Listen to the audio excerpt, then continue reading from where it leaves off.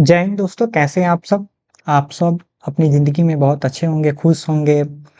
लेकिन खुश कैसे हो सकते हैं, आपका एग्ज़ाम पास में आगे आ गया। उन लोगों के लिए तो बहुत सही है जो डेली पढ़ते थे। चिंता उन लोगों के लिए होगा जो एग्ज़ाम के अंतिम पड़ाव में पढ़ना चालू करते हैं। तो भैया, ये तो बड़ा चैलेंजिंग काम है। लेकिन तभी भी आप पढ़ सकते हैं, लेकिन उतना एक्सपेक्ट जितना करना चाहेंगे वो नहीं हो पाएगा। लेकिन क्योंकि जानते हैं क्यों? क्योंकि जो व्यक्ति भी शुरू से थोड़ा-थोड़ा पढ़ता है ना, उसके दिमाग एकदम ब्रेन में बैठा रहता है। लेकिन आप टेंशन मत लीजिए।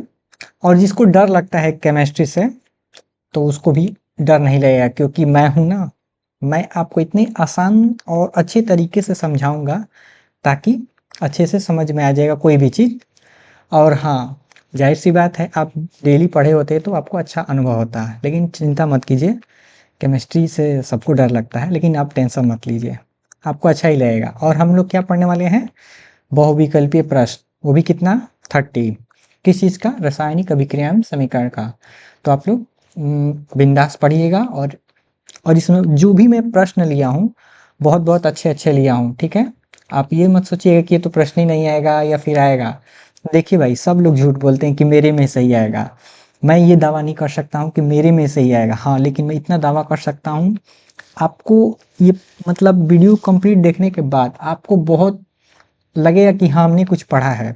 तो ठीक है, हम लोग चलते हैं। बेसिक से एकदम लगेगा, अच्छा लगेगा आपको, ठीक है? और जो नहीं समझ में आएगा वो वैसे हम समझा देंगे। और हाँ, इसका पूरा कंप्लीट मैं वीडियो बनाऊँगा रासायनिक अभिक्रिया समीकरण का पूरा डिटेल में। तो उसको आप देख लीजिएगा। इसके बाद उसी का नंबर रहेगा, ठीक है? तो चलिए हम लोग स्टार्ट करते हैं। देखिए, आपका पहला बहुविकल्पीय प्रश्न है क्या? लौह चूर्ण पर तनु हाइड्रोक्लोरिक अम्ल डालने से क्या होता है? सही उत्तर पर निशान लगाइए, ठीक है? ये आपका प्रश्न है जो एनसीईआरटी का है। किसका? एनसीईआरटी का है। तो हम लोग थोड़ा कुछ बेसिक समझ लेते हैं कि भाई क्या छोटी-छोटी चीज़ होते हैं, उनको समझना पड़ता है। जैसे यहाँ तनु लिखा है, तो तनु का मतलब क्या होता है? तनु का मतलब समझिए सामान्य भाषा में कि पतला, यानी इसमें पानी मिलाया गया है। पानी मिला दिया गया है, यानी ये पतला कर दिया गया है। और इतना समझ में आ गया। कहीं सांद्र लिखा होगा, तो वहाँ पे अगर सांद्र लिखा होगा तो ये समझिएगा कि वो चीज़ गाढ़ा है, यानी हाइड्रोक्लोरिक अम्ल की मात्रा कम है। अरे मतलब हाइड्रोक्लोरिक अम्ल की मात्रा ज़्यादा है, पानी की मात्रा कम है, वो होगा सांद्र। तनु का मतलब हाइड्रोक्लोरिक की मात्रा क्या होगी? कम होगी, पानी की मात्रा ज़्यादा होगी। उसी को ना पतला बोलेंगे, जिसको सामान्य भाषा में गाढ़ पंचुछुर बोलते हैं। तनु को पंचुछुर बोलेंगे और सांद्र को गाढ़ बोलेंगे, ऐसे सामान्य भाषा में, ठीक है? ये हो गया। आप सब जानते हैं लौह चूड़ का मतलब क्या? लोहे का बुरादा। बस यही है। और थोड़ा एक और बेसिक समझ लेते हैं कि इसमें पानी क्यों मिलाया जाता है, ये समझ लीजिए। देखिए, अगर शुद्ध HCl होगा तो ये किसी से अभिक्रिया नहीं करेगा, क्योंकि ये गैसीय अवस्था में होता है। ठीक, जब अभिक्रिया ही नहीं करेगा तो भाई इसका यूज कैसे होगा? तो क्या किया जाता है कि इसमें पानी ऐड किया जाता है। जब पानी इसमें ऐड कर दिया जाएगा तो ये अपने आयनों में टूट जाएंगे। कैसे? ऐसे हाइड्रोजन आयन और क्लोराइड आयन में टूट जाएंगे। देखिए, मैं आपको समझा देता हूँ। जैसे ये पानी है, ठीक, आपको समझ में आएगा।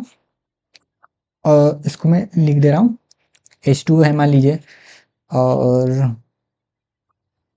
और जैसे ही इसमें HCl थोड़ा-थोड़ा करके डालेंगे तो किस में टूटेगा? हाइड्रोजन आयन और क्लोराइड आयन में ऐसे टूट जाएगा। अब होगा क्या? ऐसे जब टूटा रहेगा तो ये किसी से आसानी से अभिक्रिया कर लेगा जिससे कराना हो, ठीक है? इसीलिए इसको पतला किया जाता है। कहीं-कहीं सांद्र का भी ज़रूरत होता है, गाढ़ा का, ठीक? उसका भी कहीं-कहीं ज़रूरत होता है, इसका भी ज़रूरत होता है, ठीक है? तो हर अपनी आवश्यकता के अनुसार ही होता है कोई भी काम। समझ गए? कि इसका आवश्यकता इसलिए है कि किसी से आसानी से अभिक्रिया कर ले, नहीं करेगा क्योंकि यौगिक है, यौगिक अस्थाई होता है, तो फिर तो काम गड़बड़ होगा ना। चलिए अब हम लोग मुद्दे पे चलते हैं। लौह चूर्ण ले लेते हैं। लौह चूर्ण मतलब लोहे का बुरादा, यानी Fe ले लिए, Fe परमाणु ले लिए, लोहे का परमाणु लिखते हैं सिंबल के रूप में। तनु हाइड्रोक्लोरिक अम्ल यानी HCl ले लिए। देखिए, अगर ऐसे भी लिखा होगा तो कोई डरने की बात नहीं है। यहाँ पे इसकी अवस्थाएं भी लिखी रहती हैं। अगर नहीं भी लिखे रहेंगी तो कोई दिक्कत नहीं है। यहाँ पे जैसे अवस्थाएं मान लीजिए मैं नहीं लिखा, मान लीजिए मैं यहाँ पे अवस्थाएं इसका नहीं लिखा, तो आप टेंशन मत लीजिएगा। क्यों? क्योंकि समझ के वो एग्जामिनर समझ के चलेगा कि यहाँ पे इसकी अवस्थाएं, मतलब ये किस न किस रूप में तो होगा। ये चलिए मैं लिख ही दे रहा हूँ, एक्यू यानी ये जलीय अवस्था में रहेगा। एक्यू मतलब जलीय विलयन, इस रूप में रहेगा। ठीक, जब ये इस यौगिक से अभिक्रिया करेगा तो क्या बनाएगा, क्या बनाएगा, FeCl2 और क्या बनाएगा, हाइड्रोजन गैस। ये ऐसे समझने के दृष्टि से अभी मैं आपको समझा रहा हूँ अच्छे से। देखिए होता ये है ना कि ये जो लोहा जो है ना, इस यौगिक में से ये हाइड्रोजन आपको दिख रहा है, इसको हटा देता है और खुद उसका स्थान ले लेता है। कैसे, ये जो है ना, इसको हाइड्रोजन को हटा देता है, इस हाइड्रोजन को हटा करके क्या कर देगा, इसको बाहर कर देगा। ठीक, और खुद उसका स्थान लेकर के क्या बना लेगा, ये बना लेगा और ये बाहर निकाल देगा। ठीक है, ठीक है। रुकिए मैं आपको थोड़ा अच्छे से समझा देता हूँ। एक मिनट, एक मिनट। अब होता ये है कि अब आपका प्रश्न हो सकता है कि ये जो लोहा है इसी को क्यों हटा रहा है, इसको क्यों नहीं हटा रहा है। तो बात ये है कि हम सब जानते हैं कि क्लोरीन पे एक नेगेटिव चार्ज होता है और हाइड्रोजन पे प्लस चार्ज होता है।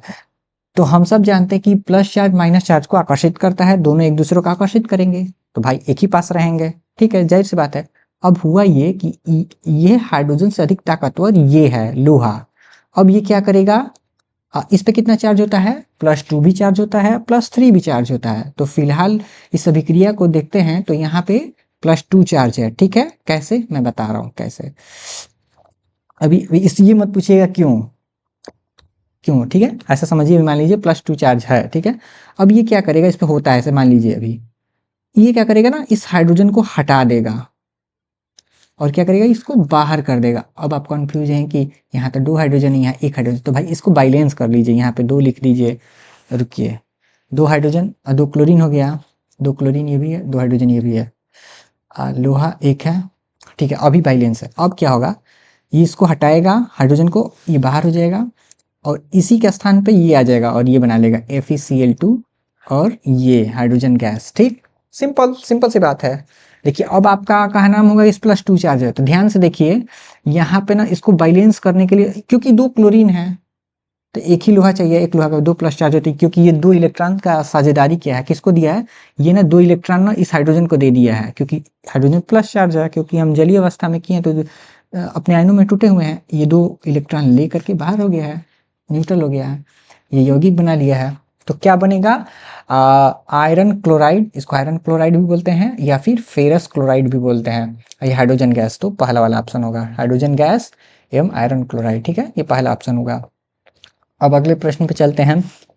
बोला है निम्नलिखित में से कौन सा एक भौतिक परिवर्तन नहीं है। ठीक है, भौतिक परिवर्तन नहीं है कौन सा। देखिए हम सब जानते हैं, पहला का प्रश्न क्या बोला है, जल के क्वथनांक पर जल वाष्प में बदलना। हम थोड़ा समझ लेते हैं कि जल का क्वथनांक कितना होता है, 100 डिग्री सेल्सियस। अब 100 डिग्री सेल्सियस के बाद यदि हम पानी को गर्म करेंगे और ज़्यादा तो जल वाष्प में बदलने लगेगा। रुकिए हम आपको समझा देते हैं। हम मान लीजिए ये जल जो है ना, ये जो जल है गर्म कर रहे थे, ये भी फिलहाल में द्रव अवस्था में है। ओके, अब हुआ क्या, कुछ समय के बाद गर्म करते करते करते करते एक ऐसा पॉइंट आया, मतलब एक ऐसा लाइन आया, वो लाइन हो गया 100 डिग्री सेल्सियस के बाद अगर उसको और गर्म करेंगे तो किस में बदल जाएगा, वो जल वाष्प में बदल, मतलब गैस में बदल जाएगा। अब ये क्या हो गया, जल वाष्प, यानी इसको गैसीय अवस्था में चला गया। ओके, अब यहाँ ध्यान दीजिए, यहाँ पे जो गैसीय अवस्था में जल आया है ये भी H2O ही है और ये भी जो द्रव अवस्था में भी है ये भी H2O ही है, यानी चीज सेम है, यानी जो जल यहाँ है वो भी जल यहाँ पे है, बस इसकी अवस्थाएं बदली हैं। अवस्थाएं जहाँ बदल ली और चीज सेम हो तो भौतिक परिवर्तन, ये भौतिक परिवर्तन है। हमसे पूछा क्या है, कौन सा भौतिक परिवर्तन नहीं है, ये तो है, ये समझ में आ गया। अब रुकिए 1 मिनट, इसको मैं मिटा दूं। आपको जो भी नहीं समझ में आएगा मैं दावा देता हूं कि आपको समझ में आ जाएगा एकदम लिखित, टेंशन ना लीजिएगा, मैं समझा के मानूंगा आपको। ठीक है, देखिए अब क्या है, बर्फ का पिघलना। रुकिए मैं दूसरा इंक ले लूं। देखिए मान लीजिए ये बर्फ है, ठीक, जैसे मैंने बर्फ ले लिया, ठीक है, बर्फ का पिघलना बोल रहा है। अब देखिए, अगर मैं बर्फ ठोस अवस्था में होता है, ठोस अवस्था, ओके, जब इसको हम गर्म करेंगे तो क्या होगा, किसमें जाएगा, द्रव अवस्था, यानी द्रव अवस्था में आ जाएगा, द्रव अवस्था में आएगा। अब यहाँ पे समझने की बात ये है, ये जो बर्फ है इसमें भी H2O ही है, ठीक, और ये जो द्रव है इसमें भी H2O ही है, यानी पानी का अंश है। H2 मतलब क्या, पानी, पानी को ही H2O ना बोलेंगे। ये यहाँ पे बर्फ अवस्था, बर्फ के रूप में था, यहाँ पे द्रव के रूप में। हुआ क्या, यहाँ पे बाहरी वातावरण से हीट लिया, ठीक, जब हीट लिया तो ये द्रव अवस्था में बदल गया। तो यहाँ पे अवस्थाएं बदली, चीज क्या है, अभी भी सेम है, सेम है ना, जल का जल ही है। तो जहाँ चीज सेम हो, बस अवस्थाएं बदली हो, उसको हम भौतिक परिवर्तन बोलते हैं, ठीक है। ये हो गया, ये भी भौतिक परिवर्तन है। अब हम थोड़ा तीसरा देख लेते हैं, और जल्दी जल्दी करना होगा हम लोग को भी, ठीक है। तीसरा ऐसे ही समझ लेते हैं, जल में लवण का घुलना। आप समझिए, एक गिलास में नमक लीजिए, एक गिलास में नमक नहीं, मतलब ज़्यादा हो जाएगा, थोड़ा सा नमक लीजिए, आप पानी लीजिए, उसको मिला दीजिए, उसको घोल दीजिए, घुल गया, फिर उसको क्या कीजिए, गर्म कीजिए, ऐसा कंडीशंस क्रिएट कीजिए कि ऐसा, मतलब पाइप लगाइए, जैसे ऐसे मान लीजिए, रुकिए मैं बता रहा हूँ, यहाँ से छेद है, ठीक है, इसमें ना नमक का पानी का घोल है, ठीक है, यहाँ से स्टोव है, गर्म कर रहे हैं, ठीक है, गर्म कर रहे हैं तो क्या होगा, इसमें से भाप उड़ेगा, और एक ऐसा व्यवस्था बना है क्लोज कंटेनर, जिसमें पानी, जल स्टोर हो जाएगा जल, और इसमें क्या हो जाएगा, रुकिए मैं इसको अच्छे से दिखाने, इसमें क्या हो जाएगा, नमक स्टोर होने लगा, नहीं, क्योंकि सूख जाएगा, पानी इसमें आ जाएगा गर्म करने के बाद, और दोनों अलग अलग हो जाएगा, जल अलग हो जाएगा, पानी, नमक अलग हो जाएगा, नमक इसमें रहेगा और जल इसमें हो जाएगा, ठीक है। अब क्या करेंगे, इन दोनों को फिर से क्या करेंगे, मिला देंगे, तो फिर चीज सेम हो जाएगा, यानी चीज सेम ही रहेगा, कुछ नया चीज नहीं बनेगा। जहाँ पे चीज नया बन जाता है उसको हम रासायनिक परिवर्तन बोलते हैं। और वही तो पूछ रहा है, इसमें से भौतिक परिवर्तन नहीं है, तो जो नहीं है वही ना रासायनिक परिवर्तन होगा। देखिए मैं समझाता हूँ, ये समझ में आ गया कि चीज अलग कर दिए गर्म करने के बाद, फिर उसको मिला देंगे तो चीज वही हो जाएगा, यानी चीज वही रहेगा, बदला नहीं है, यानी जो चीज सेम हो, अवस्थाएं बदल जाएं, वो भौतिक परिवर्तन है, ठीक है, ये भौतिक परिवर्तन है, ठीक है, ओके। देखिए, लेकिन ये जो आपको लिख रहा है ना, एलपीजी का दहन, ये है रासायनिक परिवर्तन, और यही हमसे पूछ रहा है, इसमें से कौन सा भौतिक परिवर्तन नहीं है, यही नहीं है, क्योंकि ये रासायनिक परिवर्तन है, ओके। इसको हम टिक लगा ले रहे हैं पहले से, ठीक है। देखिए, होता ये है कि एलपीजी को हम जब जलाते हैं, पहले हम समझ लेते हैं एलपीजी में होता क्या है। देखिए, एलपीजी में प्रोपेन, ब्यूटेन और आइसोब्यूटेन का मिक्सअप होता है। इनमें से किसी को भी आप जलाते हैं तो कार्बन डाइऑक्साइड गैस, जल बनता है और ऊर्जा बनता है। ऊर्जा आप सब जानते हैं, उष्मा के रूप में मिलता है और प्रकाश के रूप में भी मिलता है, ठीक है। इसमें जो चीज थी, जो हमने पहले लिया, क्या, प्रोपेन, ब्यूटेन, आइसोब्यूटेन, उसको मैंने जलाया तो नया चीज क्या बना, कार्बन डाइऑक्साइड और जल बनता है और ऊर्जा बनता है, ऊर्जा, प्रकाश और ऊष्मीय। इसमें चीजें नई बनती हैं, जिसमें चीजें नई बनती हैं वो रासायनिक परिवर्तन है। हमसे क्या पूछा है, भौतिक परिवर्तन नहीं है, तो यही नहीं है, ओके। तो आपको समझ में आ गया होगा, इतना तो समझ में आ गया मेरे को उम्मीद है, ठीक है। अब अगले प्रश्न पे चलते हैं। देखिए, जैसे लिखा है, आयरन ऑक्साइड बोलिए या फिर फेरिक ऑक्साइड बोलिए, जब उसको एल्युमिनियम की उपस्थिति में गर्म करते हैं तो क्या बनता है, एल्युमिनियम ऑक्साइड और लोहा। आपको मैं थोड़ा हिंट, पहले इसको मैं कर ले रहा हूँ, उसके बाद मैं थोड़ा इसको और अच्छे से समझाऊंगा। चलिए मैं बता ही दे रहा हूँ। देखिए, ये जो अभिक्रिया ना, इस प्रक्रिया से ना पटरियों को जोड़ा जाता है। जहाँ पटरी होता है ना, ऐसे पटरी, जैसे पटरी होता है जो टूट गया है, तो उसको ना जोड़ने के लिए, जैसे टूट गया कहीं पटरी उटरी, तो उसको जोड़ने के लिए ना इस अभिक्रिया का इस्तेमाल किया जाता है। जो अभिक्रिया दिख रहा है ना, इस अभिक्रिया का इस्तेमाल किया जाता है। ये अभी थोड़ा बाद में समझेंगे, थोड़ा इस रिएक्शन को समझ लेते हैं, ठीक है, ठीक है, उसके बाद हम लोग समझेंगे। यहाँ पे गर्म का साइन लगा। देखिए, हम सब जानते हैं कि एल्युमिनियम जो है लोहे से अधिक क्रियाशील है, यानी ज्यादा ताकतवर कौन है, ये लोहा, ये कम है उसके तुलना में। तो ये क्या करेगा, एक मिनट दूसरा इंक ले लूं, ये क्या करेगा ना, एल्युमिनियम ना इसको भगा देगा, और ये क्या होगा, बाहर निकल जाएगा, लोहा बाहर निकलेगा और क्या बना देगा, बाहर ये इसके जगह ले लेगा और इसको ये बाहर कर देगा, तो ये बनाएगा और ये बनाएगा, ठीक, ये बनाएगा। ये तो हम समझ गए कि ये बनाएगा। हम सब जानते हैं कि जब इसको हम गर्म करेंगे तभी ये विक्रिया होगा। क्यों? क्योंकि फिलहाल कंडीशंस में एल्युमिनियम पे अभी कोई चार्ज नहीं है, ठीक, इस पे भी कोई चार्ज नहीं है, ठीक। अब होगा क्या, जब हम इसको गर्म करेंगे तो एल्युमिनियम जो है अपना 3 इलेक्ट्रॉन त्याग देगा, और जब गर्म करेंगे ना तो क्या होगा, ये जो लोहा ना इसके बंध टूट जाएंगे, जब बंध टूटेंगे तो ये अपने चार्ज में आ जाएगा, इस पे भी 3 प्लस चार्ज हो जाएगा, इस पे भी 2 नेगेटिव चार्ज होगा, क्योंकि ऑक्सीजन पे 2 नेगेटिव चार्ज होता है, 2 नेगेटिव चार्ज होता है। अब होगा क्या, जैसे ही इसको गर्म करें तुरंत इसको भगाएगा, क्योंकि अधिक क्रियाशील है, इसको हटाते ही इसको हटाते ही यानी इसका स्थान ये ले लेगा, किसको, और इसको बाहर फेंक देगा, बाहर हटा देगा, और ये प्राप्त हो जाएगा। और ये जो है ना, इस जब क्रिया होती है तो इसमें लगभग 2000 डिग्री सेल्सियस से ऊपर टेम्परेचर जनरेट होता है। और जैसे ही जनरेट होगा बस आपका पटरी सब ज्वाइंट हो जाएगा, जो भी हो। पूछ रहा ना, ऊपर दी गई अभिक्रिया किस प्रकार की है, तो ये विस्थापन अभिक्रिया है, तो इसको विस्थापन अभिक्रिया में लगा लेंगे। अब हम समझते हैं कि ये जो अभिक्रिया है पटरी इससे कैसे जोड़ा जाता है। देखिए ये जो एक मिनट, जैसे ये आयरन Fe2O3 का पाउडर रहता है, पाउडर को ना इसमें पाउडर एल्युमिनियम का पाउडर मिला करके इसमें भर दिया जाता है, ठीक, गैप में, और साइड से कुछ सपोर्ट के लिए लगा दिया जाता है। अब क्या किया जाता है ना, मैग्नीशियम रिबन से इसको थोड़ा सा जलाया जाता है। जब मैग्नीशियम की खासियत है कि जल्दी जलता नहीं है, जब जल जाए तो बंद नहीं होता है, तो इससे मैग्नीशियम से जलाया जाता है। उसके बाद होता क्या है कि ये इसमें ये भी अब रिएक्शन करना चालू कर देते हैं, क्योंकि जब ये इससे अभिक्रिया करता है ना तो उस ऊर्जा निकलता है, लगभग इतना मतलब टेम्परेचर निकलता है। और उसके बाद से क्या होगा कि इसमें जो ये है, ये तो ऑक्साइड है, मतलब ऑक्साइड, ये तो बाहर मतलब ये पाउडर के फॉर्म में यही आसपास गिर जाएगा, लेकिन जो लोहा है गर्म रहेगा, एकदम खौलता रहेगा, पिघला हुआ, इसमें आकर के सांचा साइड साइड लगा देंगे तो पिघल के इसी में स्टोर हो जाएगा, जिससे पटरी हमारा ज्वाइंट हो जाएगा। इस प्रक्रिया को ही थर्माइट अभिक्रिया कहते हैं, ठीक है, इससे पटरी जोड़ा जाता है।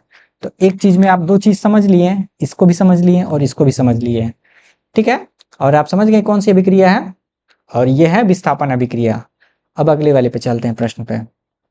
अब पूछ रहा है ना, निम्नलिखित में से कौन सी संयोजन अभिक्रिया का उदाहरण है। हमसे बोला है कौन सा संयोजन अभिक्रिया, हम थोड़ा समझ लेते हैं संयोजन अभिक्रिया क्या होती है। जब 2 अभिकारक को आपस में मिलाया जाता है तो एक ही उत्पाद, अगर मतलब एक ही उत्पाद का निर्माण हो तो उसे हम संयोजन अभिक्रिया कहते हैं। देखिए आप देखिए ये कौन सा है, पहला, ये तो एक ही चीज टूट कर अलग अलग चीज नहीं, अलग अलग चीज बन रहा है। ये तो भाई विस्थापन कर रहे हैं, अपघटन अभिक्रिया हो रही है, यानी वियोजन अभिक्रिया हो रही है।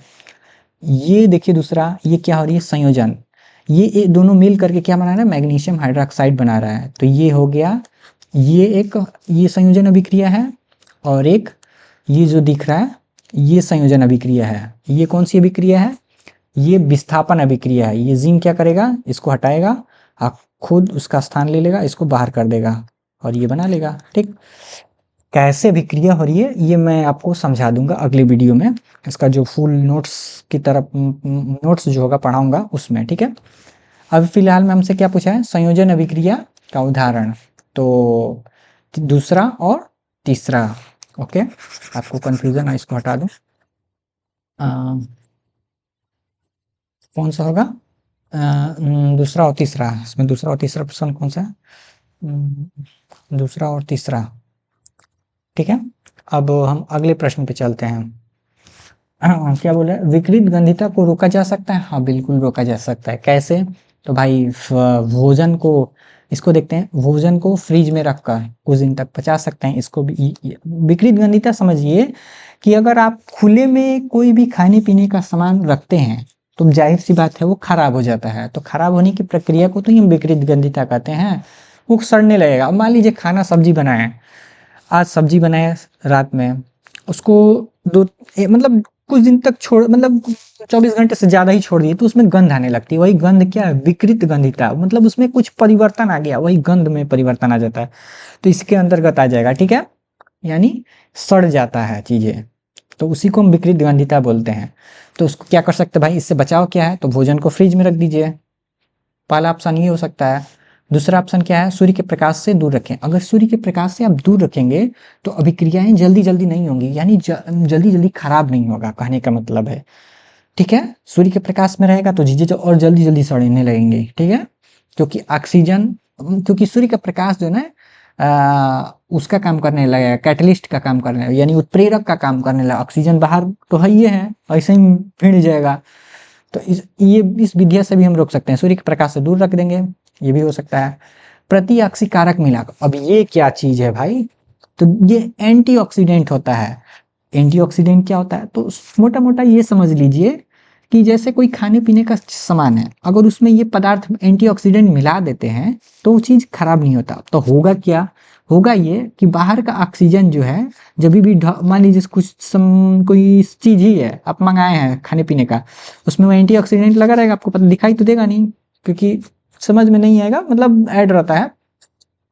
होगा क्या, जैसे ही खोलेंगे तो ऑक्सीजन उस एंटीऑक्सीडेंट से भिड़ेगा, तो वो क्या करे, उससे रिएक्शन होगा, और फिर वो उससे कुछ इलेक्ट्रॉन लेकर फिर वापस चला जाएगा, यानी सिर्फ उससे रिएक्शन करेगा। जो खाना सुरक्षित रखना उससे नहीं करेगा, उससे बच जाएगा हमारा काम। यही आपने देखा होगा कि एक्सपायरी डेट, तो चीज जब चीज एक्सपायर हो जाता है तो उसको फेंक देते हैं, तो यानी उसका एंटीऑक्सीडेंट का गुण जो था बचाने का, वो अब फेल हो गया, इसीलिए एक्सपायरी के बाद सामान को फेंक देना चाहिए सीधे। तो इन सभी में से सब जो है विकृत गंधिता को रोका जा सकता है विद्या से। तो कौन सा ऑप्शन होगा, ये, ठीक है। अब अगले प्रश्न पे चलते हैं। आपको समझ में आ रहा है ना, कमेंट बॉक्स में यस यस लिख सकते हैं, ठीक है। छठा प्रश्न है, निम्नलिखित अभिक्रिया में से द्विविस्थापन अभिक्रिया के उदाहरण कौन से हैं। आपको मैं थोड़ा सा समझा दूं, द्विविस्थापन अभिक्रिया क्या होती है। आप सब जानते हैं, आपने पढ़ा भी है कि जब दो यौगिक जलीय विलयन में हो, ऐसे केवल दो यौगिक नहीं होने चाहिए, दो यौगिक जलीय विलयन, देखिए यहाँ पे जलीय विलयन लगा है ना, एक्यू में होना चाहिए, अवस्था है इसकी, ठीक है। यहाँ पे जो लिखी है इस सोडियम क्लोराइड की अवस्था है। जब दो, जैसे इसमें क्या बोले, द्विविस्थापन अभिक्रिया के उदाहरण, तो ये है, ठीक है। इसमें होता क्या है, जब दो यौगिक का जलीय विलयन में होगा, जब इन दोनों को आपस में मिलाएंगे तो दो नए यौगिक बनते हैं, उसी अभिक्रिया को ही द्विविस्थापन अभिक्रिया कहते हैं। यानी जब दो यौगिक अपने आयनों का आदान प्रदान करके जब दो नए यौगिक बनाते हैं, हम उसे द्विविस्थापन अभिक्रिया कहते हैं, ठीक है। अब होता क्या है ये समझ लेते हैं। अगर ये यहाँ पे जो इनकी क्या लिखी है, अवस्थाएं लिखी हैं, अगर ये बता रहा है कि इस अवस्था में है, जैसे ये यौगिक है, ये ठोस मतलब ये कोई अवस्था में होता है, ठोसी अवस्था, मान लीजिए कोई किसी अवस्था में होता, अपने नेचुरल में पानी इसमें नहीं मिलाया गया रहता, तो किसी से अभिक्रिया नहीं करते हैं, तो फिर कहानी गड़बड़ हो जाता है। तो फिर इसमें पानी मिला करके क्या होता है कि इसके बॉन्ड को तोड़ दिया जाता है, ताकि अभिक्रिया कर ले, एक दोनों को मिलाने पर बढ़िया से हो सके। होता कैसा है देखिए, सोडियम पे सब जानता है +1 चार्ज होता है, सल्फेट पे 2 नेगेटिव चार्ज होता है, बेरियम पे कितना 2 प्लस चार्ज होता है, क्लोरीन पे 1 नेगेटिव चार्ज होता है। अब होगा क्या, रुकिए दूसरा हम इंक ले लें। ये जो सोडियम है किससे मिलेगा इसमें, इस क्लोरीन से। देखिए एक सोडियम पे 1 प्लस चार्ज, एक क्लोरीन पे 1 नेगेटिव, तो दो यहाँ पे सोडियम है, दो क्लोरीन यहाँ पे, दोनों बैलेंस न्यूट्रल होगा तो क्या बनाएगा, NaCl बना लेगा, यानी 1 प्लस ये न्यूट्रल हो जाएंगे, ठीक। अब ये जो सल्फेट है, एक मिनट, ये जो सल्फेट है अब किससे अभिक्रिया करेगा, ये जो सल्फेट है बेरियम क्लोराइड से अभिक्रिया करेगा, क्या बनाएगा, बेरियम सल्फेट बनाएगा। और हम सब जानते हैं कि 2 प्लस चार्ज 2 नेगेटिव चार्ज को न्यूट्रल कर देगा, ठीक है, समान ही कर देगा, उदासीन कर देगा। ऐसे एग्जाम में मत लिखिएगा, बस मैं आपको समझाने के लिए बता रहा हूँ, ठीक है। यानी मैं ये कहना चाहता हूँ कि जब दो यौगिक अपने आयनिक रूप में हो तो क्या करेंगे, अपने आयनों का आदान प्रदान करके नए यौगिक बना लेंगे, दो नए यौगिक, तो उसको द्विविस्थापन अभिक्रिया कहेंगे, ठीक है। इसमें कौन सा ऑप्शन होगा, केवल दूसरा, ठीक है।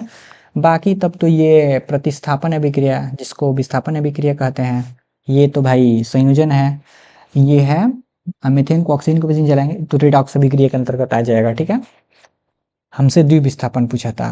ठीक है, जो दूसरा ऑप्शन होगा। अब अगले प्रश्न पे चलते हैं।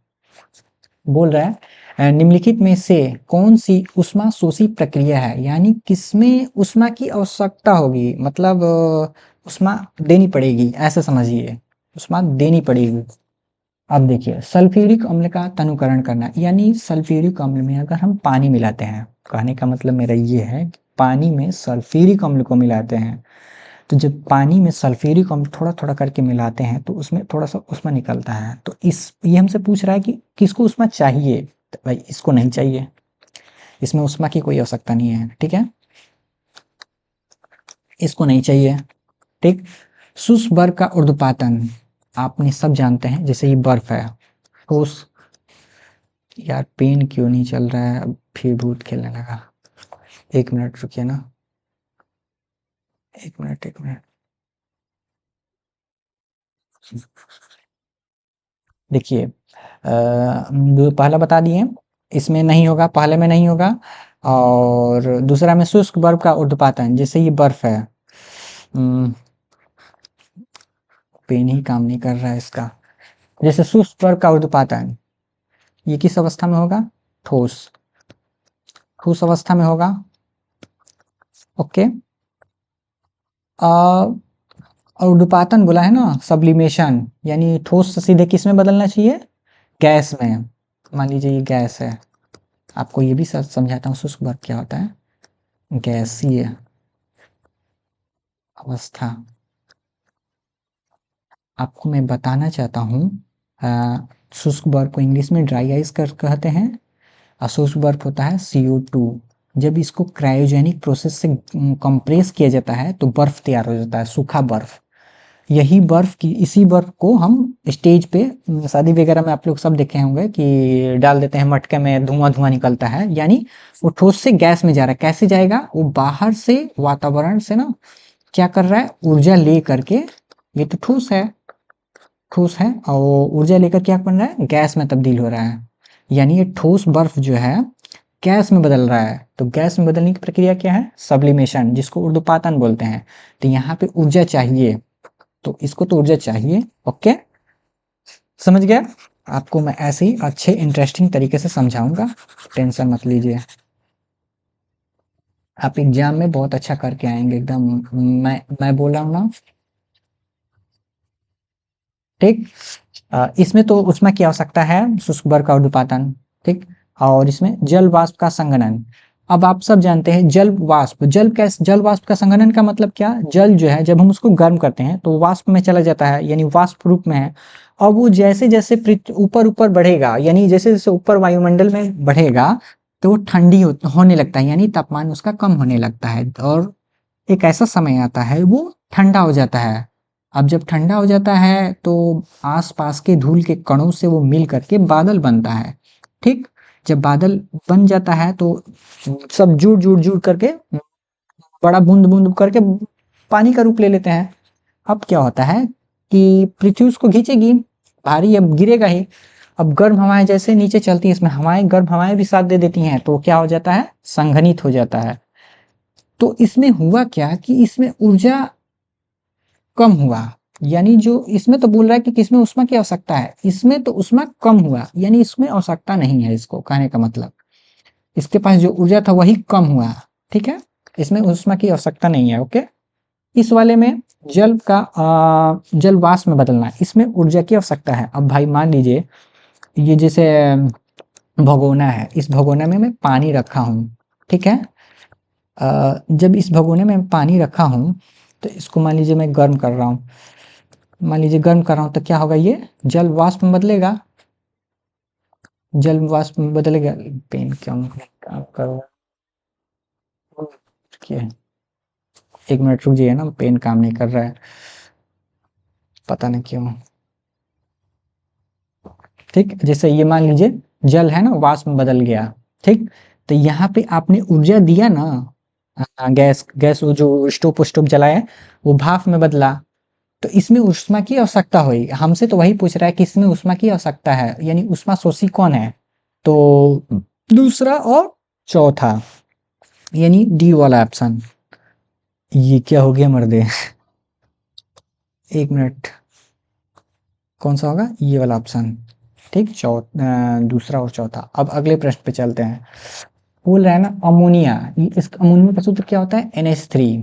और किससे मिला रहे हैं हम लोग? हाइड्रोजन क्लोराइड HCl से के संपर्क में आने पर क्रिया करके क्या बनाता है? ठीक है, थोड़ा सा हम लोग बेसिक समझते हैं। अगर एग्जाम में यहाँ पे इसकी अवस्थाएं ना लिखी हों, जैसे NH3, यहाँ पे इसकी अवस्थाएं ये द्रव अवस्था में होती है, यहाँ पे ऐसे द्रव भी लिख सकता है, या फिर यहाँ पे ऐसे L करके लिख दे लिक्विड में, ऐसे मान लीजिए द्रव में मान लीजिए है।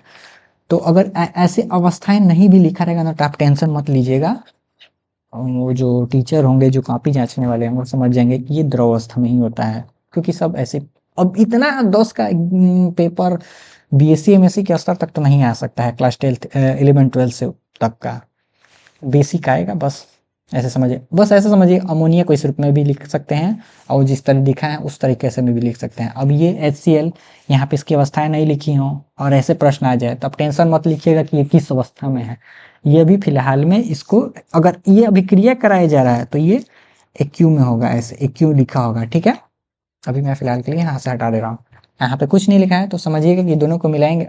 जरूर याद रखिएगा यहाँ पे इसकी अवस्थाएं होती ही हैं, यहाँ पे नहीं लिखा है भले, होती हैं। आपके एग्जाम में लिखा हो चाहे ना लिखा हो, अपने दिमाग में बैठा कर रखना, होता है। ठीक है, अब समझते हैं कि ये मिलेगा तो क्या बनेगा। जैसे अमोनिया हुआ NH3, किससे विक्रिया हो रही है? Hydrogen chloride. किसी का प्रश्न होगा कि तनु है कि सांद्र है, तो समझ लीजिएगा दोनों में से कोई एक ही होगा, या तो सांद्र होगा या तनु होगा, दोनों रहेगा तो काम करेगा ही। ठीक है, जब ये दोनों मिलाएंगे तो क्या बनेगा? Ammonium chloride NH4Cl, ammonium chloride बनेगा। क्या बनेगा? Ammonium chloride. ठीक, ये बनेगा। अब अगले प्रश्न पे चलते हैं। क्या बोल रहा है? वह अभिक्रिया जिसमें आयनों के विनिमय से नए यौगिक बनते हैं कहलाते हैं। हमने पिछले भी पढ़ा है अभी कि आयनों के मतलब दो यौगिक जब दो यौगिक अपने आयनों का आदान प्रदान करके क्या बनाते हैं? दो नए यौगिक बनाते हैं, तो उसको क्या बोलते हैं? द्विविस्थापन अभिक्रिया, या फिर उसको उभय अपघटन अभिक्रिया बोलते हैं। ठीक है, तो हमारा इसका आंसर क्या हो जाएगा?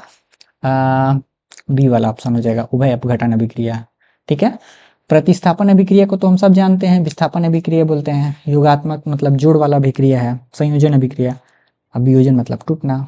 ठीक, अगले प्रश्न पे चलते हैं। एक मिनट, ये हो गया। क्या बोल रहा है? निम्नलिखित में से क्या रासायनिक परिवर्तन है? लोहे में जंग लगना, इसको थोड़ा देख लेते हैं। लोहे पे जंग कैसे लगता है? देखिए, लोहा है ये Fe, लोहे के 4 परमाणु, जब पेन ही काम नहीं कर रहा है यार, 3 ऑक्सीजन मतलब 3 मोल ऑक्सीजन से अभिक्रिया करते हैं, और किसके साथ? पानी के साथ। दो गुना ले लेते हैं जल, 2x के फॉर्म में। मतलब जल कितने भी हो सकते हैं, x मतलब क्या? x भी हो सकता है, a भी हो सकता है, b हो सकता है, कुछ भी हो सकता है, कितना भी हो सकता है। तो मिलकर क्या बनाता है? Fe2O3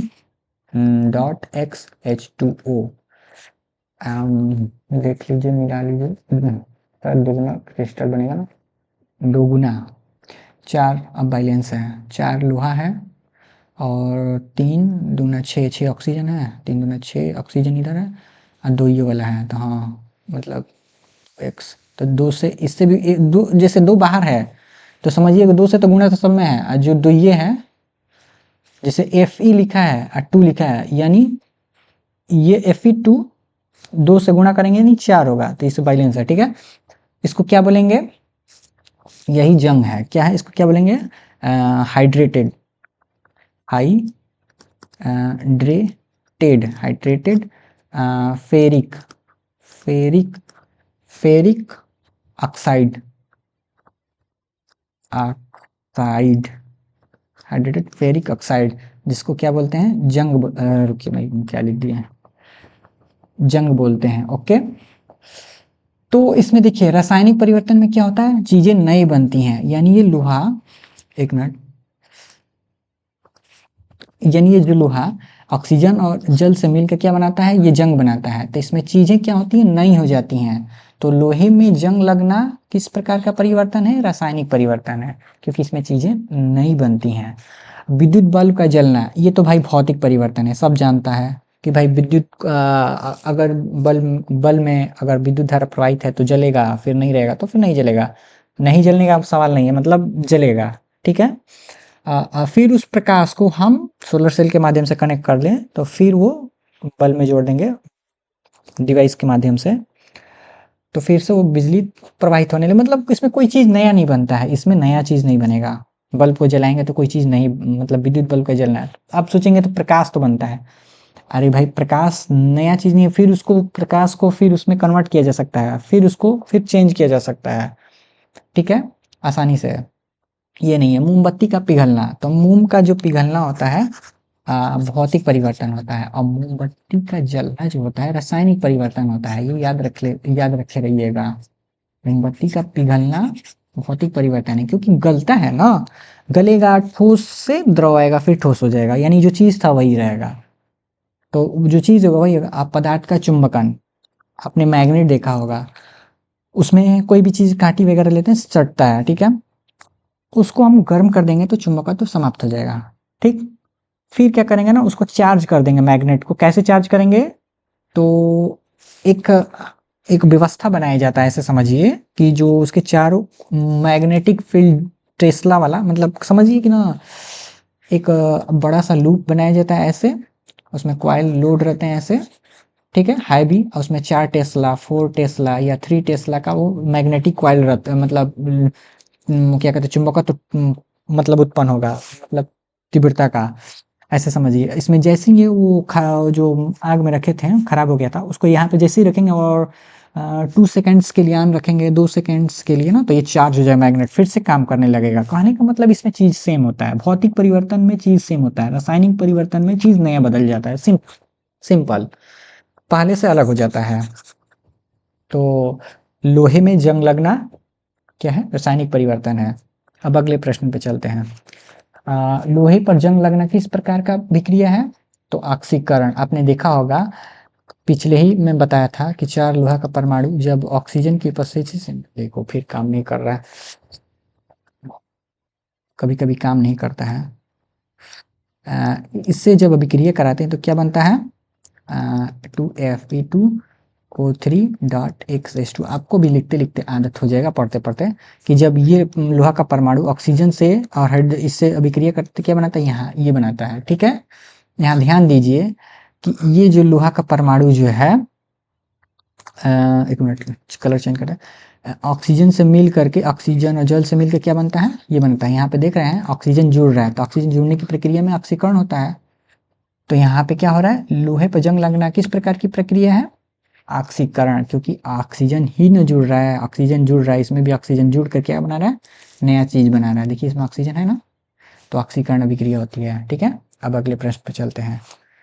हमारे शरीर में भोजन का पचना यानी डाइजेशन किस प्रकार की प्रक्रिया है? तो हम सब जानते हैं कि जब हम खाना वाना खाते हैं तो चीज़ें अपघटित होती है, यानी अपघटन अभिक्रिया होती है, यानी हम जो खाना खाते हैं तो खाना टूटता है, ग्लूकोज बनता है, फिर से कार्बन डाइऑक्साइड नाक के द्वारा निकलता है, अन्य चीज़ें भी निकलता है, आप सब जानते हैं, वो बाहर निकलता है, ठीक है।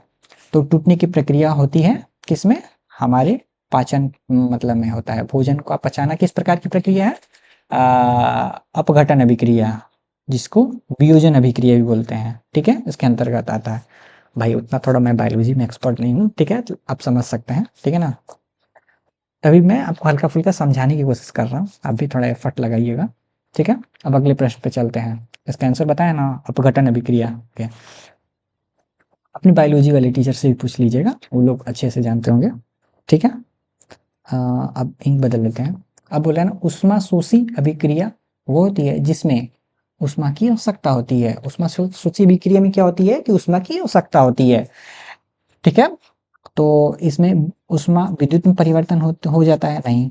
उष्मा का शोषण होता है? हाँ, यही है, उष्मा का शोषण, यानी उष्मा की आवश्यकता होती है, ठीक है। अब आप सब जानते हैं कि कैल्शियम कार्बोनेट को हम जब गर्म करेंगे तो भाई उसमें ही ना उष्मा शोषी अभिक्रिया का उदाहरण हो सकता है, कि कैल्शियम कार्बोनेट को जब हम गर्म करेंगे तो क्या बनता है? एक मिनट अच्छे से लिख दें। जब गर्म करेंगे तो क्या बनेगा? कैल्शियम ऑक्साइड, फीडिंग काम नहीं कर रहा है कैल्शियम, और कार्बन डाइऑक्साइड बाहर, ठीक है। ठीक है ना।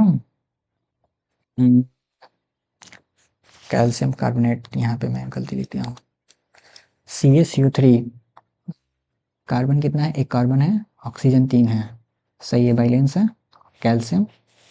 ठीक है, आप बैलेंस करना जरूर सीख लीजिएगा, मैं इसको भी मैं सिखाया हूँ कैसे करना है, ठीक है।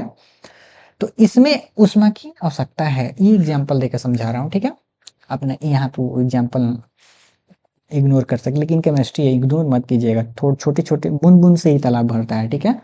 तो इसका ये ऑप्शन होगा, ऊष्मा का शोषण होता है, यानी ऊष्मा शोषी विक्रिया वो होती है जिसमें ऊष्मा का शोषण होता है, यानी ऊष्मा की आवश्यकता होती है, ठीक है। अब अगले प्रश्न पे चलते हैं। दही का जमना किस प्रकार का परिवर्तन है? हमने अपने पढ़ा है बहुत सारे क्लासों में, या फिर बहुत इतना ज्ञान हो गया है कि पढ़ते पढ़ते ना आसपास या आप अपने घरों में देखते देखते उसका आइडिया लग जाता है।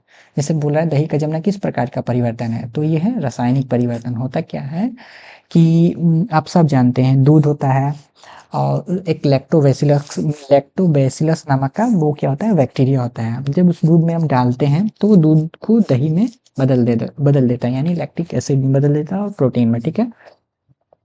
तो किस प्रकार की प्रक्रिया है? रासायनिक प्रक्रिया है, यानी चीज जो होता है, जो पहले दूध था अब वो दूध नहीं बन रहता है, वो तो दही में बदल जाता है, यानी चीज नया हो गया। जब चीज नया हो गया यानी रासायनिक परिवर्तन, ठीक, सिंपल सा भाषा, ठीक।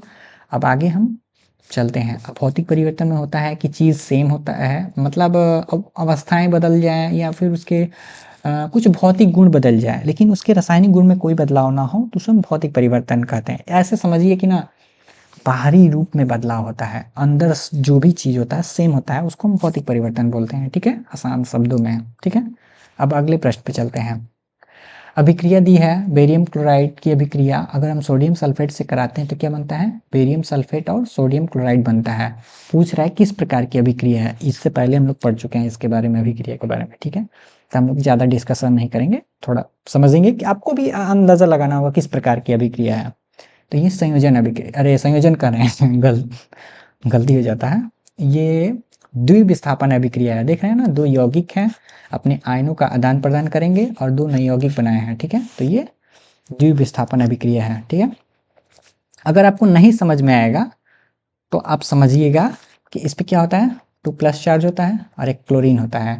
तो बेरियम को न्यूट्रल करने के लिए 2 क्लोरीन है, बैलेंस हो जाएगा, और उसको जलीय विलयन में कर दिया गया है, यानी ये अपने आयनों में टूट गए हैं। इस पे भी 2+ चार्ज होता है, अरे मतलब 1+ चार्ज होता है, इस काम क्यों नहीं कर रहा? एक मिनट एक मिनट। देखिए इस पे कितना चार्ज होता है, एक मिनट, कैसे काम नहीं कर रहा है। देखिए अभी मेरा वहां तक लिख रहे हैं तो गड़बड़ा रहा है, ठीक है। इस पे 1+ चार्ज होता है और सल्फेट पे देख रहे हैं ना, गड़बड़ हो जा रहा है।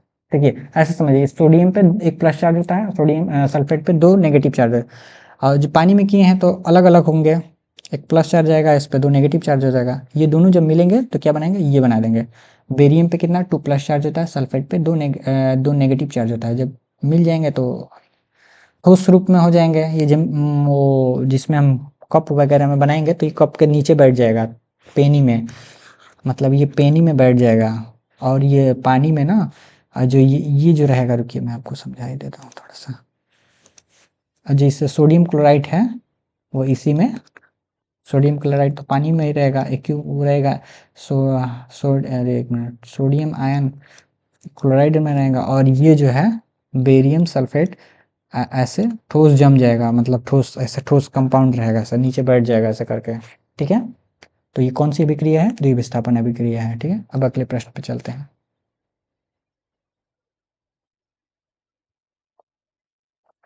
अम,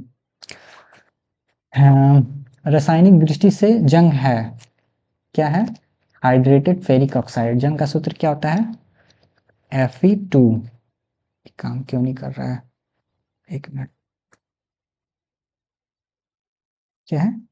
Fe2O3 डॉट XH2O, ठीक है। ये जंग का सूत्र है। यहाँ पे जो 2 लिखा था ये तो ये बता रहा है कि संख्या इसकी ये दोगुना मात्रा में था वो, ठीक है। तो ये जंग है, तो क्या हो जाएगा? हाइड्रेटेड। ये क्या है? ये हाइड्रेटेड इधर लिखा है, लेकिन इसको पहले बोलेंगे हाइड्रेटेड फेरिक, इसका वाला नाम इधर लिखेंगे, इसका नाम पहले इधर। तो ये हाइड्रेटेड फेरिक ऑक्साइड, ये वाला ऑप्शन होगा, ठीक है। Hydrated ferric oxide. ठीक है, अब अगले प्रश्न पे चलते हैं। रासायनिक अभिक्रिया में भाग लेने वाले पदार्थ को क्या कहते हैं? हम सब जानते हैं, अभिकारक बोलते हैं। कैसे? देखिए, ये तीर के इस साइड रहेगा तो अभिकारक, अभिकारक। जो नया चीज बनेगा क्या बोलेंगे? उत्पाद। अब उत्पाद एक भी हो सकता है, दो भी हो सकता है, तीन नए नए उत्पाद हो सकते हैं। एक भी अभिकारक हो सकता है, मतलब अभिकारक तो दो ही होंगे, दो भी हो सकते हैं, एक भी हो सकते हैं। ठीक है, ठीक है, एक भी अभिकारक हो सकता है, दो भी अभिकारक हो सकता है। ठीक है, तो तीर के इस साइड जो होगा वो अभिकारक, जो उधर होगा जो नया चीज बनेगा उत्पाद। तो क्या बोल रहा है? रासायनिक अभिक्रिया में भाग लेने वाले पदार्थ को क्या कहते हैं? तो अभिकारक बोलते हैं। ठीक है, ये भाग ले रहा है तभी तो नया बन रहा है। अब अगले प्रश्न पे चलते हैं। अब बोला लेड सल्फेट का रासायनिक सूत्र क्या होता है? अब मेन मुद्दा तो यही आ जाता है, एग्जाम में फंस जाता है। कहा क्या? भूल जाता है कि इसमें क्या होगा। तो अब बस इतना ध्यान रखिएगा, लेड पे कितना चार्ज होता है? तो लेड पे +2 चार्ज होता है। ठीक है, और सल्फेट, सल्फेट पे कितना चार्ज होता है? एक मिनट, काम क्यों नहीं कर रहा है? एक मिनट रुकिए रुकिए, काम नहीं कर रहा है। सल्फेट पे काम ही नहीं कर रहा है। देखिए सल्फेट पे क्या होता है? सल्फेट के हम गड़बड़ लिख दिए, SO4।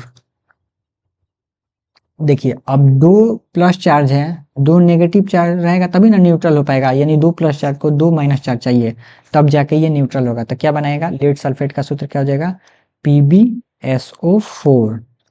क्या हो जाएगा? लेड सल्फेट का सूत्र ये हो जाएगा PbSO4। ये इसका ही आंसर। बस आपको ध्यान ये रखना है कि लेड पे प्लस कितने चार्ज होता है और सल्फेट पे कितना चार्ज होता है। तो दो प्लस चार्ज दो माइनस चार्ज को न्यूट्रल कर देगा। ठीक है, ऐसा समझते रहिएगा आसान तरीके से। अब अगले प्रश्न पे चलते हैं। लेड नाइट्रेट का रासायनिक सूत्र क्या होता है? अब यहां समझने की दृष्टि ये है कि लेड पे कितना चार्ज होता है? लेड पे +2 चार्ज होता है। ओके, नाइट्रेट पे +1 चार्ज होता है, अरे माइनस 1 चार्ज होता है। नाइट्रेट क्या होता है? NO3 पे एक नेगेटिव चार्ज होता है। अब आप ही बताइए, दो प्लस चार्ज है, एक नेगेटिव चार्ज होता है, तो एक और नेगेटिव चार्ज चाहिए ना, तो क्या करेंगे? तो इस तरह लिख देंगे Pb ब्रैकेट करके NO3 ब्रैकेट बंद कर देंगे, ट्वाइस लगा देंगे। ठीक, यानी हमें NO3 एक और चाहिए। ठीक है, हमें NO3 जो है एक और चाहिए, हमें NO3 एक और चाहिए। ठीक है, तब जाके ये वाला बनेगा। तो इसमें हमारा आंसर क्या हो जाएगा? ये वाला। ठीक है, PbNO3 का ट्वाइस। ठीक है, अब हम अगले प्रश्न पे चलते हैं। उदासीनीकरण अभिक्रिया क्या होती है? तो आप समझिएगा कि जब अम्ल और तो ऐसे समझिएगा, जब उदासीनीकरण अभिक्रिया वो होती है जब अम्ल और क्षारक को आपस में मिलाते हैं तो क्या बनता है? लवण और जल बनता है, और उसमें भी निकलता है। ठीक है, होगा क्या? जब इन दोनों को मिलाएंगे तो पूर्ण रूप से ये एक दूसरे को न्यूट्रल कर देंगे, ना अम्ल का हिस्सा रहेगा ना क्षार का हिस्सा रहेगा, मतलब दोनों उदासीन हो जाएगा। और वही उदासीन करने की प्रक्रिया जो होती है उदासीनीकरण अभिक्रिया के अंतर्गत आती है, जो एक दूसरे को न्यूट्रल कर देंगे। यानी सीधा सा ऐसे समझिए, जब अम्ल और क्षार को आपस में मिलाते हैं तो लवण और जल बनता है और उसमें निकलता है। जो क्या करते हैं, एक दूसरे को पूर्ण रूप से उदासीन कर देते हैं। यह उदासीन करने की प्रक्रिया ही उदासीनीकरण अभिक्रिया होती है। ठीक है, एक दूसरे को न्यूट्रल कर देते हैं। तो इसका ऑप्शन क्या हो जाएगा? ये अम्ल और क्षार में यही उदासीनीकरण अभिक्रिया होती है। याद रखिएगा, अम्ल और क्षार में ही उदासीनीकरण अभिक्रिया होती है। अब अगले प्रश्न पे चलते हैं। देखिए लिखा है FeCl2, ये क्या है? ये है, इसका नाम होगा फेरिक क्लोराइड। यही फेरिक क्लोराइड। ठीक, ये क्या है? जल है। ये पूछ रहे हैं यहाँ पे क्या होगा, ऐसे टाइप में प्रश्न आ सकता है। ये क्या है? फेरस क्लोराइड है, और ये क्या है? फेरिक क्लोराइड है। ठीक है, ध्यान रखिएगा, यहाँ पे 2 प्लस चार्ज है, यहाँ पे +3 चार्ज है। ठीक है, लोहे पर। ये तो सल्फ्यूरिक एसिड है, ये HCl है। पूछ रहा है ना ये वाई की जगह क्या होगा, तो ध्यान ध्यान से मिलाइए।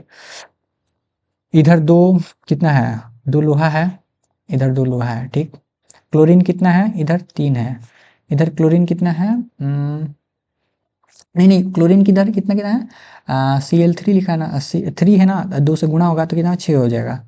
ये याद रखिएगा, दुगुना है Cl3, मतलब दुगुना हो जाएगा, यानी 2 से इसमें गुणा होगा तो 6 क्लोरीन। तो 2 क्लोरीन, 2 यहाँ दिख रहा है, Cl2 लिखा है, तो 2 गुणे 2 कितना होगा 4 क्लोरीन, तो ये है 4, और 2 से यहाँ पे है गुणा, 4 2 6, तो क्लोरीन तो बैलेंस है। हाइड्रोजन कितना है 4, इधर कितना है 2, यहाँ है 2 यहाँ है, वो भी बैलेंस। ऑक्सीजन कितना है इधर 2, ध्यान रखिएगा गुणा है यहाँ पे, 2 से ये भी 2 दोगुना होगा, ये भी दोगुना होगा, तो ऑक्सीजन 2 है। इधर कितना है 4, यानी 2, मतलब 2 ठे ऑक्सीजन यानी एक्स्ट्रा है, ठीक है। और कुछ है नया यहाँ पे, सल्फर, यहाँ इधर से सल्फर वल्फर नहीं दिख रहा है, यानी सल्फर। और तो बाकी सब हाइड्रोजन तो बैलेंस है, क्लोरीन बैलेंस है, तो क्या बन सकता है सल्फर, ऑक्सीजन, और ये एक्स्ट्रा है, ये नहीं होगा, ये नहीं होगा, ये, यानी यहाँ पे सल्फर डाइऑक्साइड होगा, क्या होगा SO2, ये वाला होगा।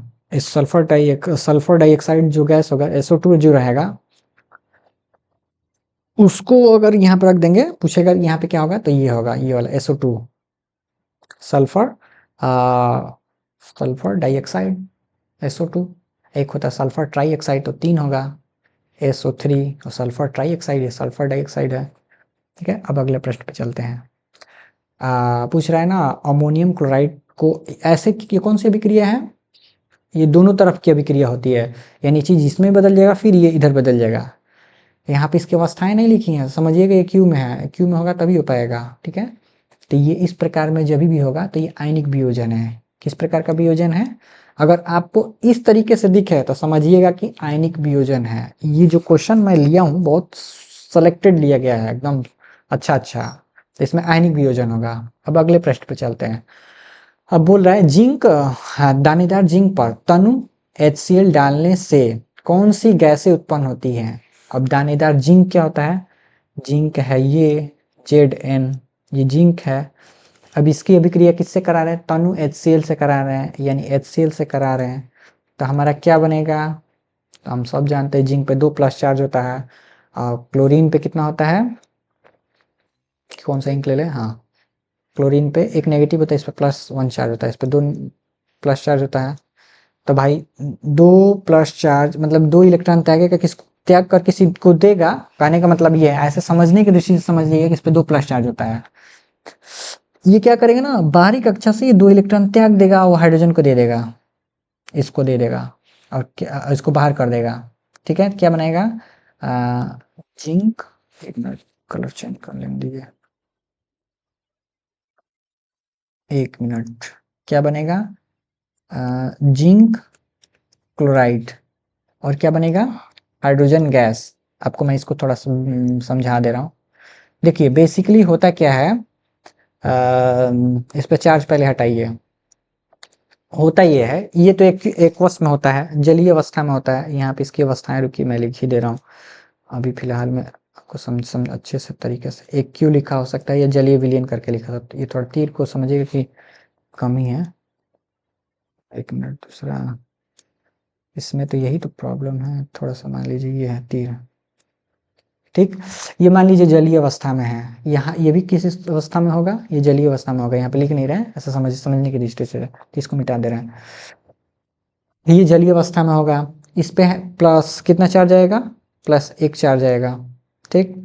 इस पे -1 क्लोरीन है, तो एक नेगेटिव चार्ज होता है, समझिए, क्योंकि जलीय अवस्था में करेंगे तो इस पे चार्ज रहेगा ही, अलग अलग रहेंगे। तो अब होगा क्या, ये जिंक को जैसे ही इस यौगिक में डालेंगे, बर्तन जो जिसमें मिश्राई कर रहे होंगे उसमें डालेंगे, तो ये जिंक क्या करेगा, अपना 2 इलेक्ट्रॉन इस हाइड्रोजन को दे देगा, और ये हाइड्रोजन 2 इलेक्ट्रॉन लेकर बाहर हो जाएगा। ऐसा मेन रिएक्शन ऐसे ही होता है। और ये क्या करेगा, ये उसके स्थान पे आ जाएगा, इसको भगा देगा, ठीक। और ये आके ये बना लेगा, तो क्या बनेगा, जिंक क्लोराइड और हाइड्रोजन गैस। हमसे क्या पूछ रहा है, कौन सी गैसें उत्पन्न होंगी, तो हाइड्रोजन गैस उत्पन्न होगी, ओके। अब हम अगले प्रश्न पे चलते हैं। मैग्नीशियम रिबन के दहन से वह किस रंग के चूर्ण में परिवर्तन हो जाता है, सफेद रंग के चूर्ण में परिवर्तन। देखिए कैसे, मैग्नीशियम क्या होता है Mg, ऑक्सीजन की उपस्थिति में हम जलाएंगे तो क्या बनेगा, फिर काम नहीं कर रहा है भैया, मैग्नीशियम ऑक्साइड।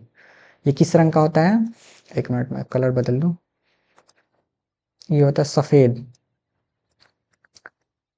इसको लेकिन जलाना पड़ेगा, यहाँ गर्म करने का चीज़ लगा दे रहा हूँ। जब मैग्नीशियम रिबन होता है, उसको थोड़ा साफ कर लेते हैं, पट्टी पट्टी जैसा रिबन होता है मैग्नीशियम का, उसको साफ करके अच्छे से, क्योंकि ऑक्साइड का लेयर जमा रहता है तो भाई काम जल्दी जलेगा नहीं, उसको साफ करके सैंड पेपर से या फिर कोई पेपर से रगड़ के साफ कर लेते हैं। फिर उसके बाद क्या करते हैं, जैसे ही उसको उच्च फ्लेमेबल वाले चीज़ से जलाया जाता है, ऑक्सीजन से जैसे ही अभिक्रिया करे क्या बनाता है, बहुत तेजी से जलता है, अब बंद नहीं होता है जल्दी। वो क्या बनाएगा, मैग्नीशियम ऑक्साइड। थोड़ा इसको बैलेंस कर लीजिए ना, इधर 2 ऑक्सीजन है, इधर 1 ही है, तो यहाँ पे 2 कर दीजिए, और ऑक्सीजन 2 हो गया, यहाँ पे भी ऑक्सीजन 2 हो गया, क्योंकि 2 से गुणा है तो समझिए कि ये भी 2 दुगुना है, ठीक है। मैग्नीशियम यहाँ पे 1 है तो यहाँ 2 लगा दीजिए, अब बैलेंस हो गया। क्या पूछ रहा है, मैग्नीशियम रिबन के दहन से वह किस रंग के चूर्ण में परिवर्तन हो जाता है, तो सफ़ेद रंग के चूर्ण में परिवर्तन हो जाता है। और जब इसको जलाओगे ना तो खूब तेज से प्रकाश निकलता है, वाइट, तो फोटो खिंचवा सकते हो उसमें, ठीक है। आगे चलते हैं, आई होप आपको समझ में आ रहा होगा, कमेंट बॉक्स में यस यस करके लिख सकते हैं। और जो नहीं समझ में आ रहा है, देखो भाई मैं भी पहला राउंड है समझाने का, अभी मेरा शुरुआत ही है यूट्यूब पर, तो भाई थोड़ी सी तो गलती हो ही सकती है, मैं भी तो सीख ही रहा हूँ, ठीक है। अब पूछ रहा है ना, मैग्नीशियम का वायु की उपस्थिति में जलना किस प्रकार की अभिक्रिया है, तो ऑक्सीकरण। देखिए क्या लिखा था, मैग्नीशियम को ऑक्सीजन की उपस्थिति में जला रहे थे तभी ना मैग्नीशियम ऑक्साइड बन रहा था, ये मैग्नीशियम ऑक्साइड है, ठीक है। तो ये मैग्नीशियम इसके साथ मिलके क्या बना रहा है, ये तो मैग्नीशियम का इस रूप में परिवर्तन होना क्या, ऑक्सीकरण होता है, ठीक है। मैग्नीशियम का मैग्नीशियम ऑक्साइड में बदलना ऑक्सीकरण होता है, ऑक्सीकरण की अभिक्रिया होती है, ठीक है। ऑक्सीजन अरे ऑक्सीकरण होता है, ठीक है।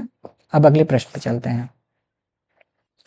जिंक है, सल्फ्यूरिक एसिड है, यहाँ पे इसकी कोई अवस्थाएं नहीं लिखी है, लेकिन आपको समझ के रखना है, एक क्यों लिखा होगा, अपने मन में समझ में रखना है कि होगा, यहाँ पे इसकी आत्मा दिखाई नहीं दे रही है लेकिन होगा, ठीक है, मान के चलना है। क्या अगर आपको नहीं परेशान है कि लिखना चाहते हैं तो आप लिख सकते हैं, वो नहीं नंबर नहीं कटेगा, वो समझिए कि नंबर आपको मिलेगा ही, और मस्त लगेगा उसको कि हाँ काफी जांचने वाले कुछ पढ़ा है बंदा। तो ये जिंक है, इससे अभिक्रिया करेगा तो क्या बनेगा, जिंक सल्फेट और हाइड्रोजन गैस बाहर निकलेगा। ये कौन सी अभिक्रिया है, ये जो जिंक है किसको, हाइड्रोजन को क्या कर रहा है, विस्थापित करेगा, यानी ये जो हाइड्रोजन से अधिक शक्तिशाली जिंक है, क्योंकि इस पर 2 प्लस चार्ज होता है, यानी 2 ये इलेक्ट्रॉन त्यागेगा, क्योंकि ये तो एक्वस में होगा, जलीय अवस्था में होगा, जलीय अवस्था में होगा तो इसके आयन में होंगे, इस आयनिक रूप में होंगे, इस पे +1 चार्ज होगा और सल्फेट पे 2 नेगेटिव चार्ज होगा, ठीक है, 2 ऋणात्मक चार्ज होगा। अब होगा क्या कि जैसे उसमें ये डालेंगे, मतलब बीकर बर्तन वर्तन में जो जिसमें भी क्रिया करा रहे होंगे, जैसे ही डालेंगे ना तो ये 2 इलेक्ट्रॉन त्याग देगा, 2 इलेक्ट्रॉन कौन ले लेगा, ये हाइड्रोजन का ले लेगा, लेके भाग भाग, और लेके ये क्या करेगा, लेके भाग गया, भाग भाग भाग भाग, ये हाइड्रोजन भागा देगा, और ये उसका स्थान ले लेगा और ये बना लेगा। सिंपल, आसान। कौन सी अभिक्रिया है, ये है विस्थापन अभिक्रिया या प्रतिस्थापन अभिक्रिया इसको बोलते हैं, ठीक है। विस्थापन अभिक्रिया या प्रतिस्थापन अभिक्रिया, तो ये वाला ऑप्शन होगा। आई होप आपको समझ में आ रहा होगा, इतना तो आप लोग पढ़े लिखे हैं। अब देखिए श्वेत श्याम फोटोग्राफी में प्रयुक्त होता है क्या, श्वेत श्याम क्या होता है, आप लोग देखे होंगे पहले के जमाने में फोटोग्राफी फोटो तो खिंचाता था तो वो कोई क्या कहते हैं कार्ड जैसा रहता था, वो नाम को मेरे को नहीं याद रहा है, वो उसमें ना यही इसी का प्रयोग होता है, सिल्वर क्लोराइड या सिल्वर ब्रोमाइड का भी प्रयोग होता है अभी भी किसी किसी चीज़ों में, ठीक है। या फिर कोई फोटोग्राफी प्लेट आपने देखा होगा, एक्सरे वगैरह या फिर अन्य चीज़ों का, तो उसमें ये सब का प्रयोग होता है। अ, अभी भी इसका इस्तेमाल होता है कहीं कहीं। भाई ये केमिकल ऐसा है ना कि इसको धूप में रखेंगे ना तो ये ना इसमें से क्लोरीन उड़ जाएगा, ये होगा तो क्लोरीन उड़ जाएगा, ये होगा तो इसमें से ब्रोमीन उड़ जाएगा, तो सिल्वर अलग हो जाएगा और ब्रोमीन गैस बाहर निकलेगा, क्लोरीन गैस के रूप में बाहर निकल जाएगा, ठीक है। तो इसमें ये वाला ऑप्शन होगा, ये फोटोग्राफी प्लेट में यूज होता है, यानी श्वेत श्याम फोटोग्राफी प्लेट में प्रयोग होता है। अरे पहले के ज़माने में नहीं, फोटो खींचने वाला वो निगलेट पैटर्न क्या कहा जाता है उसको, उसमें इसका इस्तेमाल होता था, ठीक है। अब अगले प्रश्न पे चलते हैं। आप पूछ रहा है ना, संक्षारण के विषय में निम्न में से कौन सा कथन असत्य है, भैया देख लीजिएगा ये क्वेश्चन एकदम ढूंढ ढूंढ के लाएगा, एकदम अलग अलग, ये आपके एग्जाम से एकदम मैच करता है, ठीक है, मैच करेगा। यही आएगा मैं तो दावा नहीं कर सकता, लेकिन ऐसी टाइप का रह सकता है, तो आप पढ़े रहेंगे तो कर लेंगे। हाँ, कर लेंगे, ये मैं दावा कर सकता हूँ कि आपको आप में कुछ जो चीज़ नया चीज़ भी आएगा, अगर मैं नहीं भी पढ़ाया रहूँगा तो भी आपके पास इतना कॉन्फिडेंस रहेगा कि आप कर लेंगे। ठीक है? अब चलिए मुद्दे पे चलते हैं। संचार के विषय में निम्न में से कौन-सा कथन असत्य है? यानी कौन-सा संचार के विषय में असत्य है, ठीक है? धातुएँ नष्ट होने लगती हैं, तो भाई सही कारण है कि संचार के कारण धातुएँ नष्ट होती हैं, हमें असत्य बताना है, कौन-सा नहीं है। ये तो असत्य बात है। संचार के कारण सिल्वर का रंग काला हो जाता है, तो ये बहुत बिल्कुल भाई सही है कि जो आपके माता जी का जो पायल वगैरह होता है, चांदी वगैरह का जो सामान होता है, बर्तन वगैरह जो भी मान लीजिए, ये कुछ दिन के बाद से वो 1-2 साल के बाद वो खराब नहीं, मतलब उस पे काले रंग का परत चढ़ जाता है ऑक्साइड का, ठीक है? तो वो जो काले रंग का जो परत चढ़ता है ना, वो किसके कारण होता है? संक्षारण के कारण ही तो होता है, ठीक है? तो ये तो भाई इसके फेवर में है, इसके कारण ही होता है। हमें ये बताना है कि इसके मतलब कौन सा असत्य है, संचार के विषय में कौन उल्टा बात बोल रहा है। तो ये देखिए, कॉपर पर हरे रंग की परत चढ़ जाती है। हाँ भाई, संक्षारण के कारण कॉपर पर हरी परत चढ़ जाती है, जिसको पैटीना शायद बोलते हैं, हाँ पैटीना बोलते हैं, ठीक है? संचार धातुओं के लिए हानिकारक नहीं है, भाई यही इसका आंसर है, हानिकारक होता है, भले देरी से होता है लेकिन होता है, ठीक है? हानिकारक होता है, तो यही तो पूछ रहा है हमसे कौन सा असत्य है, तो यही वाला है। संचार के विषय में निम्न में से कौन सा असत्य है कथन, तो ये वाला। ओके, आपको समझ में आ ही रहा होगा। चलते हैं आगे प्रश्न पे। अ, खाद्य सामग्री को विकृत गंधिता से बचाने के लिए कौन सी गैसें का उपयोग होता है? अब मान लीजिए चिप्स कुरकुरे के पैकेट है, ठीक है? और विकृत गंधिता तो हम सब जानते हैं कि वसा युक्त तेलीय कोई सामान है, तो ऑक्सीजन से उसको बचाने के लिए हम क्या करते हैं, सुरक्षित रखते हैं भाई, दूर रखते हैं। भाई दूर नहीं रखेंगे तो खराब ना हो जाएगा, तो उसी को तो विकृत गंधिता कहते हैं कि वसायुक्त तेलीय पदार्थ जब ऑक्सीजन से विक्रिया करेगा तो क्या होगा, उसके गंध में बदलाव होने लगेगा, जब गंध में बदलाव होगा तो भाई महकेगा, वही तो विकृत गंधिता है।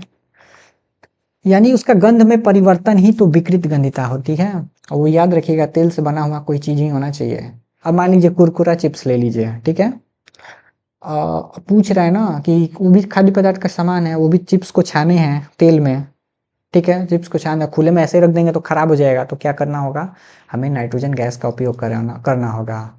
आप जो देखते हैं फूला फूला रहता है चिप्स कुरकुरा का, उसमें नाइट्रोजन गैस भरी होती है, और ये एंटीऑक्सीडेंट का भी काम करती है। एंटीऑक्सीडेंट नहीं है, मतलब ऐसा समझिए कि ये खराब होने से चीज को बचाती है, यानी विकृत गंधिता मतलब खराब होना मतलब विकृत गंधिता ही है, उससे उसको बचाती है, ठीक है? तो नाइट्रोजन गैस का उपयोग करते हैं, जो फूला फूला रहता है, सिर्फ दो चार चिप्स रहता है, उसको बचाने के लिए वो नाइट्रोजन गैस भरते हैं। अब लास्ट सवाल ये है, ये आपका एग्जाम का प्रश्न है, ऐसे लिख के आएगा, हम जलीय एक्यू लिखे थे, एक्यू भी लिख सकता है, जलीय भी लिख सकता है, ठीक है? जलीय मतलब ये जलीय विलयन में है, यानी जल में इसको डाल करके मतलब डाला गया है और ये टूटा हुआ है, इस पे चार्ज होंगे, जलीय विलयन ऐसे समझिएगा। तो ये बेरियम क्लोराइड है, और सल्फ्यूरिक एसिड से, ये सल्फ्यूरिक अम्ल है, इसको एसिड बोलते हैं अम्ल को।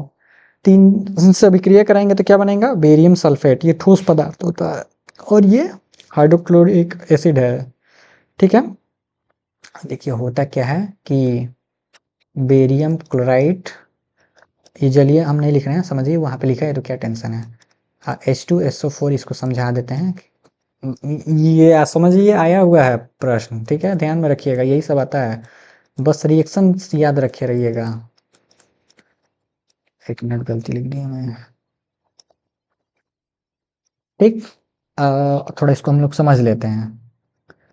देखिए चार्ज अगर मालूम रहेगा ना, तो चार्ज इस पे लिख मत दीजिएगा, अगर ऐसे अभिक्रिया लिखने भी है कि क्या होगा जब बेरियम क्लोराइड की अभिक्रिया डैश कर देगा, ये प्राप्त होता है, तो यहाँ बताना क्या बनेगा, या ये पूछेगा जब बेरियम क्लोराइड की अभिक्रिया सल्फ्यूरिक अम्ल से कराते हैं तो क्या प्राप्त होगा, तो ये प्राप्त होगा। 1 नंबर में ऐसे प्रश्न आ जाए, आपको सोचना होगा, जब आप सोचेंगे तभी कुछ कर पाएंगे। आइए हम इसको समझते हैं। अब पूछ रहा है कौन सी अभिक्रिया है, ये तो भाई हम बता दे रहे हैं कौन सी अभिक्रिया है, द्विविस्थापन अभिक्रिया है, क्योंकि इसमें आयनों का विनिमय होगा, ठीक है?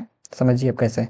बेरियम कितना प्लस चार्ज होता है, +2 चार्ज होता है। क्लोरीन पे एक नेगेटिव चार्ज होता है। हाइड्रोजन पे यहाँ फिलहाल में कितना होता है, +1, 2 नेगेटिव, ठीक, +2 नेगेटिव, ऐसे समझाने के लिए कर रहे हैं, ठीक है। अब होगा क्या, ये जलीय अवस्था में होंगे, यानी अपने आयनों में टूटे होंगे, तभी इस पे चार्ज आया होगा ऐसे, ठीक। तब होगा क्या, ये बेरियम जो आयन है, बेरियम आयन अब बोलेंगे, ये बेरियम आयन इससे सल्फेट आयन से मिल करके क्या बनाएगा, ये बनाएगा, क्या बनाएगा, ये बनाएगा। अब हम दूसरा इंक ले लेते हैं। अब ये क्लोरीन है, क्लोरीन क्लोराइड आयन, और ये हाइड्रोजन आयन जो है, इससे मिल करके क्या बनाएगा, HCl बनाएगा, और ये सब जलीय अवस्था में होंगे। यानी ऐसे समझिए, ये बर्तन में ना जो बनाए मिलाए होंगे, इससे पहले ये जो दो अलग अलग बर्तन था, इन दोनों को आपस में मिलाने के बाद जो ये वाला बना होगा, उसमें बेरियम भी होगा और ये भी होगा, और वो भी जलीय अवस्था में होगा, ठीक है। हाँ, दो नए यौगिक बनेंगे, ठीक है, क्योंकि अपने आयनों का आदान प्रदान करके दो नए यौगिक बनेंगे।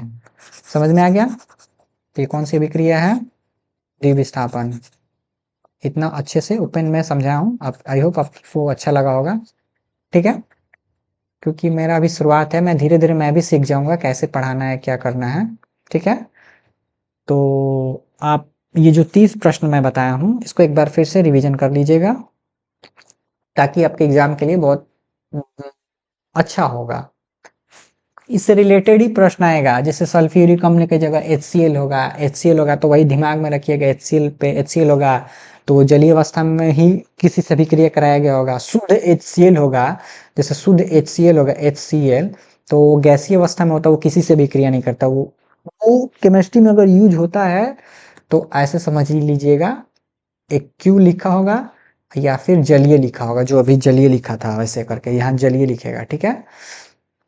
अगर एक क्यू लिखा होगा तो समझ के चलिएगा अपने दिमाग में कि इस पे एक प्लस चार्ज आएगा, इस पे नेगेटिव चार्ज आएगा।